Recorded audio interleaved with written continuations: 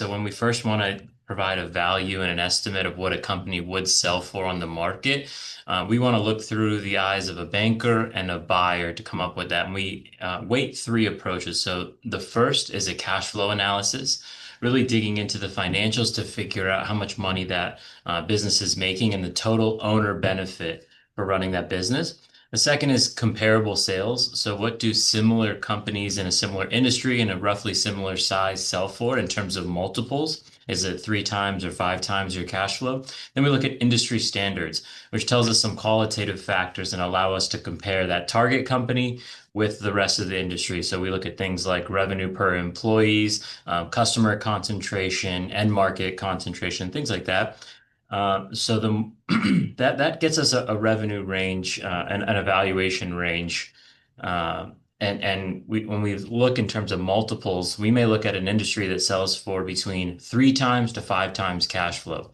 Well, some of the things that the owner is doing can push them closer to a three times or a five times, depending on how they stack up to their peers in the industry and how predictable that business is going forward.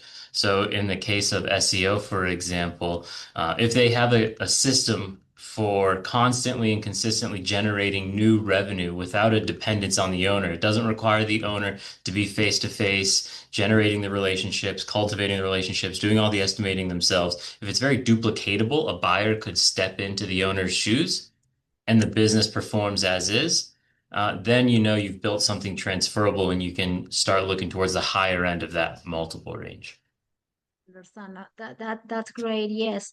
I was always thinking that nobody wants to buy a company that depends on the owner because the owner is supposed to be getting out of the equation, right? So what you mentioned is exactly the idea of a business that runs on the lead generation side, on the operation side, on everywhere, like can step out and the business keeps running in the same way. That's great. Right. Excellent. Yeah, that's 100% true. And I know when you're starting a business and you're getting off the ground, it requires a lot of that grit and that effort and the handshakes and going out to networking and generating new business. But as you create that revenue and you generate that income, it's quickly time to start investing into systems that do it for you and working yourself out of a job consistently so that the owner can focus on strategy, growth, and scaling the business ultimately, if the goal is to exit for more money down the road, which usually that tends to be the good goal. Okay. And something interesting that we talked last time is that you evaluate or yeah, give a value to a business many years or some years before they are sell. So this owner has time to do whatever they have to do to get their business ready to sell on the this what you mentioned in the five times side of the range, because they have this time to, that is the best approach, right? To have a time to improve and to do all the modifications they need to grow their lead generation part, organize the operations and everything. Right, absolutely. The earlier we can start meeting with business owners, the better. That's one of the reasons that's allowed Viking mergers and acquisitions to scale so rapidly is our relationship-focused approach by meeting with them early, giving a complimentary valuation. Here's what we think your company might be worth. Here are some qualitative factors that affect that value. If you go make these changes, get some SEO or some consistent marketing and sales in place so your revenue is less lumpy and more linear and predictable.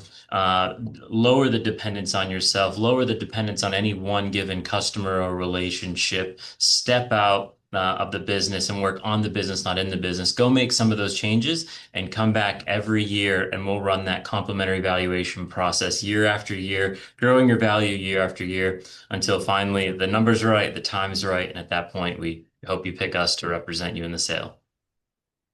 That's amazing. I really love that approach because you are kind of like growing the business with your support. Like you are guiding the business owners, explaining what they have to do, and eventually they've been for years checking the value until they are ready and say, okay, now it's the moment.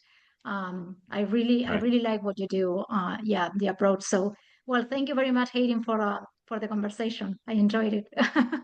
Absolutely. And Luciano, we appreciate vendors like yourself and because we don't get our hands dirty and in the business actually making those changes for the owner. That's when we contact preferred vendors like you on the marketing side that can help actually implement those changes and suggestions. So thank you for all the work you do as well. Thank you very much, Hayden. And it's likewise like the same. I think it's great to be able to have a partner where I can send a business owner and check this information and do this valuation with you. So I love working with you. Of course. Thank you so much for the time. I really appreciate it.